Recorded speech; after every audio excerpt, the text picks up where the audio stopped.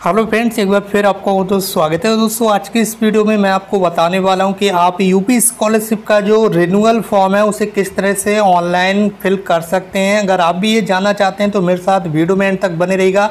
आज की वीडियो आपके लिए बहुत ही ज़्यादा इंपॉर्टेंट होने वाली है। अगर आप चैनल पर नए हैं तो चैनल को सब्सक्राइब करके बेल आइकन को जरूर प्रेस कर लीजिए और इस वीडियो को अपने अदर फ्रेंड्स के साथ ज़्यादा से ज़्यादा शेयर कर दीजिए ताकि सभी फ्रेंड्स अपना जो फॉर्म है उसे रिन्यूअल कैटेगरी में आसानी से फिल कर सकें। अगर पिछले साल आपने अपना स्कॉलरशिप फॉर्म फिल किया था और इस साल भी आप उसी कोर्स में पढ़ाई कर रहे हैं जिस कोर्स में आप पिछले साल पढ़ाई कर रहे थे, तो इस बार आपको अपना जो स्कॉलरशिप फॉर्म है वो रिन्यूअल कैटेगरी में ही ऑनलाइन फिल करना होगा। रिन्यूअल कैटेगरी में फॉर्म फिल करने के लिए आपके पास पिछले साल का स्कॉलरशिप फॉर्म का जो रजिस्ट्रेशन नंबर है वो होना ज़रूरी होता है। और उसके बाद आपको सबसे पहले यूपी स्कॉलरशिप की इस ऑफिशियल वेबसाइट पर विजिट करना है। इस वेबसाइट की लिंक आपको इस वीडियो के डिस्क्रिप्शन बॉक्स में उपलब्ध करा दी गई। वहां से आप इस वेबसाइट पर आसानी से विजिट कर सकते हैं। जैसे ही आप इस वेबसाइट पर आते हैं आपको यहाँ पर एक ऑप्शन मिलने वाला है स्टूडेंट का। इस पर आप क्लिक करेंगे, आपके सामने तीन ऑप्शन आ जाएंगे। यहाँ सबसे पहले आपको रिन्यूअल लॉगिन पर क्लिक करना है। अगर आप फ्रेश फॉर्म फिल करना चाहते हैं तो आप फिर इसके लिए सबसे पहले रजिस्ट्रेशन करेंगे। रजिस्ट्रेशन करने के बाद लॉगिन करेंगे। लेकिन हम अगर रिन्यूअल फॉर्म फिल करना चाहते हैं तो आपको सबसे पहले रिन्यूअल लॉगिन पर क्लिक करना होता है। जैसे आप रिन्यूअल लॉगिन पर क्लिक करेंगे आपके सामने कई सारे ऑप्शंस आ जाएंगे। यहाँ आपको देखने के लिए मिलेगा कि अगर आप 9th या 10th क्लास के स्टूडेंट्स हैं तो फर्स्ट वाले ऑप्शन को सिलेक्ट करना है। अगर आप 11th या 12th क्लास के स्टूडेंट्स हैं यानी कि कक्षा 11 या 12 के स्टूडेंट्स हैं तो आपको इंटरमीडिएट स्टूडेंट्स लॉगिन पर क्लिक करना है। अगर आप कक्षा 12 से ऊपर में पढ़ाई कर रहे हैं यानी कि BA, BSc, BCom, MA, MSc, MCom, BBA, BCA, BLib, MLib, BLib, कोई भी under graduate course, post graduate course या फिर डिप्लोमा कोर्स या फिर प्रोफेशनल कोर्स कर रहे हैं, चाहे आप बीएड कर रहे हैं या फिर डीएलएड कर रहे हैं, इन सभी कोर्सेज के लिए आपको post matric other than inter students इस वाले ऑप्शन पर क्लिक करना है। तो चलिए इस ऑप्शन पर हम क्लिक कर देते हैं। यहाँ से आप BA, BSc, BCom, MA, MSc, MCom जैसे सभी यूजी पीजी कोर्सेज के जो स्कॉलरशिप फॉर्म है उसे आसानी से फिल कर सकते हैं। यहाँ पर सबसे पहले आपको अपना पिछले साल का जो रजिस्ट्रेशन नंबर है यूपी स्कॉलरशिप का, उस रजिस्ट्रेशन नंबर को आप यहाँ पर फिल करेंगे। आपकी जो डेट ऑफ बर्थ है उसे आप यहाँ पर फिल करेंगे। उसके बाद आपका जो पासवर्ड है पिछले साल का ही, उस पासवर्ड को ही आप यहाँ पर फिल कर देंगे। ये जो कैप्चा कोड आपको दिखाई दे रहा है इस कैप्चा कोड को आप यहाँ पर लिख देंगे और उसके बाद आप सबमिट पर क्लिक करेंगे। अगर पासवर्ड आप पिछले साल का भूल गए तो यहाँ पर एक ऑप्शन है फॉरगॉट पासवर्ड का, इस पर क्लिक करके आप अपना जो पासवर्ड है उसे दोबारा से निकाल सकते हैं।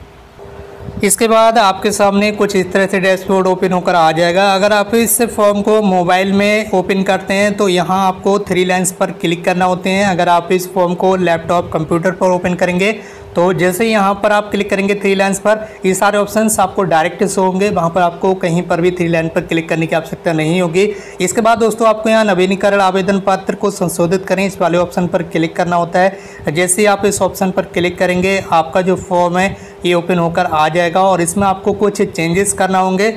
सबसे पहले आपको यहाँ पर रजिस्ट्रेशन की जो डिटेल्स है जैसे कि आपका डिस्ट्रिक्ट, आपका कॉलेज, रजिस्ट्रेशन नंबर, आपका नेम, फादर नेम, जेंडर में ईमेल, मोबाइल नंबर, ये सारी चीज़ें आपको देखने के लिए मिलेंगी। इसके बाद आपको शैक्षणिक इस वाले ऑप्शन पर क्लिक करना होता है। जैसे आप इस ऑप्शन पर क्लिक करेंगे आपके सामने जो एजुकेशन डिटेल्स है ये फिल करने के लिए आ जाएगी। यहाँ पर आपके सामने कुछ इस तरह से इंटरफेस आता है जैसे कि आपके पाठ्यक्रम का प्रकार, आपके पाठ्यक्रम का नेम यानी कि आपका कोर्स कौन सा है, यहाँ पर ब्रांच ये यहाँ पर शो नहीं हो रही है, कोई प्रॉब्लम नहीं।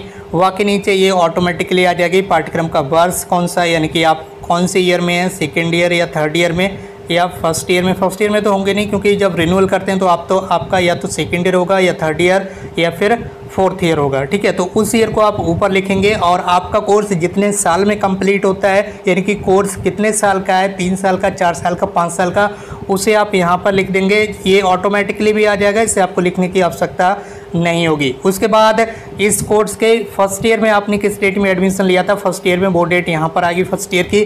अभी आप जिस ईयर में हैं जैसे कि अभी आप सेकेंड ईयर में आ चुके हैं तो सेकेंड ईयर में आपने कौन से डेट में एडमिशन लिया उस डेट को आप यहाँ से लिखेंगे। जैसे कि मान लीजिए आपने 22 सितंबर को एडमिशन लिया है, अभी 22 सितंबर को, ठीक है। तो हम यहाँ पर 22 सितंबर 2022 कर देते हैं। इस तरह से आपने जिस भी डेट में इस साल एडमिशन ले लिया है अभी करंट सीजन में, उस डेट को आप यहाँ पर लिख देंगे। उसके बाद आपको नीचे आ जाना है विश्वविद्यालय बोर्ड में एफिलिएटिंग एजेंसी का पंजीयन क्रमांक। इसका मतलब होता है आपने जो क्लास पिछले साल पास किया है, अभी हाल ही में जो आपने क्लास पास किया है, ठीक है, जिस कोर्स के एग्ज़ाम देकर आप आए हैं, जिस ईयर के एग्ज़ाम देकर आप आए हैं, उस रिज़ल्ट में आपका इनरोलमेंट नंबर क्या है, ठीक है। इनरोलमेंट नंबर आपको इंटरनेट वाली मार्कशीट पर भी मिल जाएगा, वहाँ से आप अपना इनरोलमेंट नंबर देख लीजिए, ठीक है। उसके बाद इनरोलमेंट नंबर लिखने के बाद यहाँ पर विश्वविद्यालय बोर्ड एफिलिएटिंग एजेंसी का नाम ऑटोमेटिकली आ रहा है। आप इसे यहाँ पर क्लिक करके चूज़ भी कर सकते हैं। आपका जो कॉलेज है वो किस यूनिवर्सिटी से एफिलिएटेड है, आप इस समय जिस कॉलेज में पढ़ाई कर रहे हैं, ठीक है,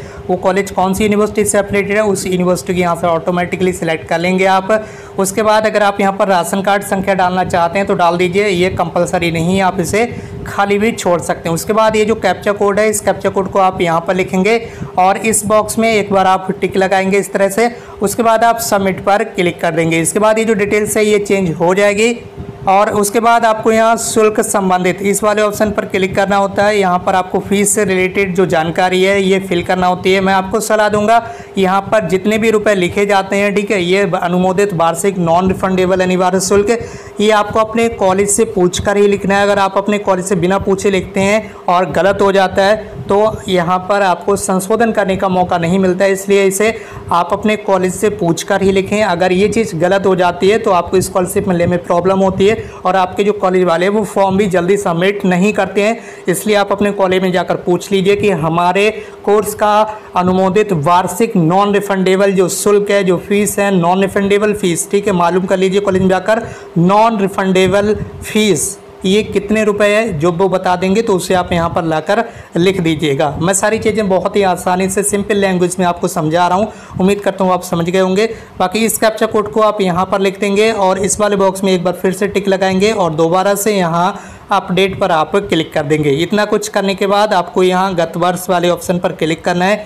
यहाँ पर आपको प्रीवियस ईयर की जो डिटेल्स है ये फिल करना होती है, जैसे कि अभी आप जिस ईयर के एग्ज़ाम देकर आए हैं, ठीक है, उस ईयर में आपको प्रमोट किया गया है या फिर आप उस ईयर में पास हो चुके हैं या उस ईयर का अभी आपका रिजल्ट ही डिक्लेयर नहीं हो पाया है, तो इन तीनों में से आपको एक ऑप्शन चूज़ करना है। अगर आप पास हो चुके हैं, आपका रिजल्ट आ चुका है, तो पास वाला ऑप्शन चूज़ करना है। अब प्रमोटेड का जमाना तो रहा नहीं क्योंकि ये कोविड-19 के समय आया था ये ऑप्शन, ठीक है, तो ये तो वैसे ही हट जाएगा। अगर आपका रिजल्ट अभी तक डिक्लेयर नहीं हुआ है तो आप इस वाले ऑप्शन को चूज़ करके अपना जो फॉर्म है वो फिल कर सकते हैं। लेकिन अगर आप इस ऑप्शन को चूज़ करेंगे तो कुछ समय बाद जब करेक्शन करने का टाइम आएगा उस समय आपको करेक्शन करके आपको प्रीवियस ईयर के मार्क्स की जो डिटेल्स है वो फिल करना अनिवार्य होगी। कि अगर आप ये डिटेल फिल नहीं करेंगे तो आपका जो फॉर्म है वो रिजेक्ट कर दिया जाएगा। हम यहाँ पर पास हो चुके हैं तो हम पास के ऑप्शन को सिलेक्ट कर लेंगे। गत वर्ष की परीक्षा प्रणाली यहाँ पर आप क्लिक करेंगे।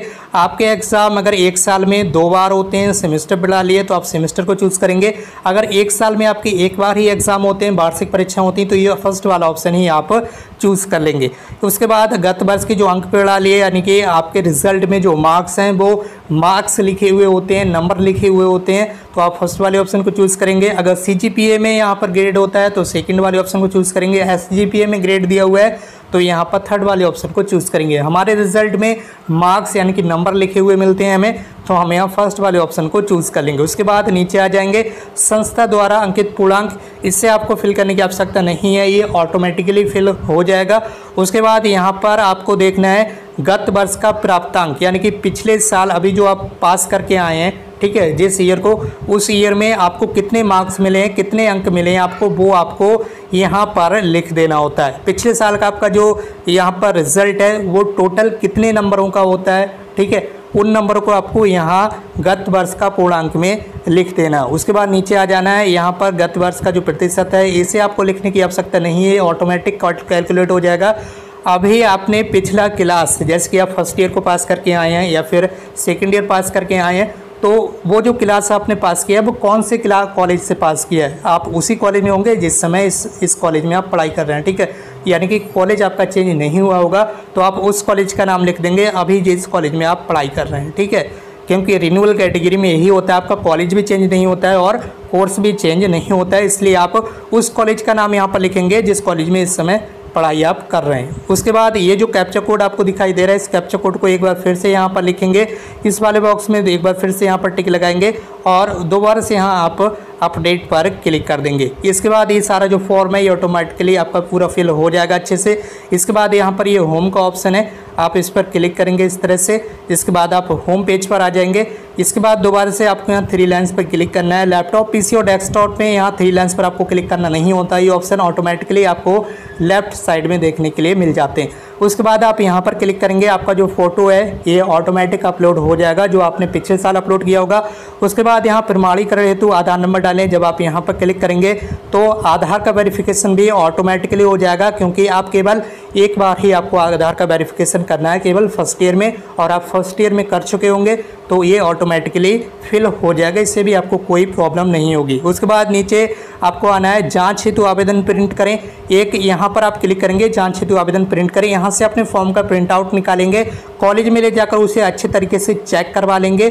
ठीक है, कहीं पर कोई मिस्टेक है तो वहाँ पर आप फॉर्म पे ही लिखवा लीजिए कि ये मिस्टेक है, यहाँ पर ये चेंज करना है। तो उसे लेकर आप जब वापस आएंगे तो दोबारा से आप अपने फॉर्म को इसी तरह से लॉगिन करेंगे जैसे कि अभी मैंने स्टार्टिंग में आपको लॉगिन करके बताया था। उसके बाद आप दोबारा से यहाँ पर क्लिक करेंगे, अगर कोई भी चेंजेस करने के लिए तब आप यहाँ पर क्लिक करेंगे और उस फील्ड में जाकर आप चेंज कर देंगे जहाँ पर चेंज करना है। ठीक है, कोई भी मिस्टेक है तो वहाँ पर आप उसे चेंज कर देंगे, दोबारा से अपडेट कर देंगे।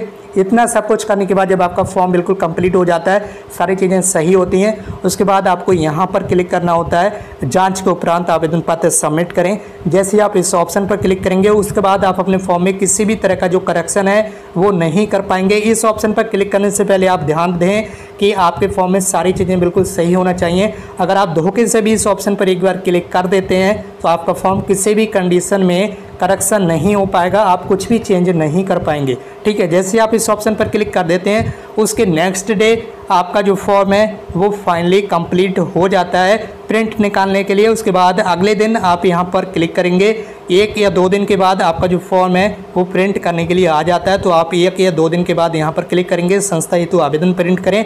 यहाँ से आप अपने फॉर्म का प्रिंट आउट निकालेंगे और सारे जो डॉक्यूमेंट्स हैं उन्हें लगाकर कॉलेज में ले जाकर सबमिट कर देंगे। उम्मीद करता हूँ आपको ये जानकारी पसंद आई होगी, इसलिए इस वीडियो को अपने अदर फ्रेंड्स के साथ भी शेयर कर दीजिए। चैनल को सब्सक्राइब करके बेल आइकन को प्रेस कर लीजिए। अगर आपको कोई क्वेश्चन है तो नीचे कमेंट बॉक्स में टाइप कर सकते हैं, हम उस पर डिटेल में वीडियो बना देंगे। बाकी दोस्तों आज की इस वीडियो में बस इतना ही। अब हम मिलते हैं एक नई वीडियो में एक नई इन्फॉर्मेशन के साथ। Thank you so much for watching this video.